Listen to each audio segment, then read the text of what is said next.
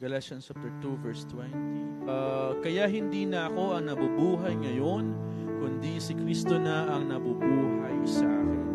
At ang buhay ko ngayon sa katawan ay kinabubuhay ko sa magitan ng pananampalataya sa anak ng Diyos na nagmahal sa akin at nagandog ng kanyang sarili para sa akin.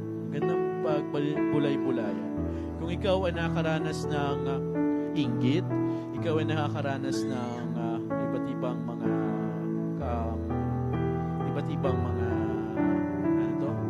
problema, ng mga bad attitudes sa sarili natin, balikan natin yung verse na to. Magandang maging memory verse natin to, or maging lifetime verse. So Galatians chapter 2 verse 20, hindi na tayo yung nabubuhay, kundi si Kristo na yung nabubuhay sa atin. Amen? So kung si Kristo na nabubuhay sa atin, dapat nawawala na yun yung mga bad habits natin.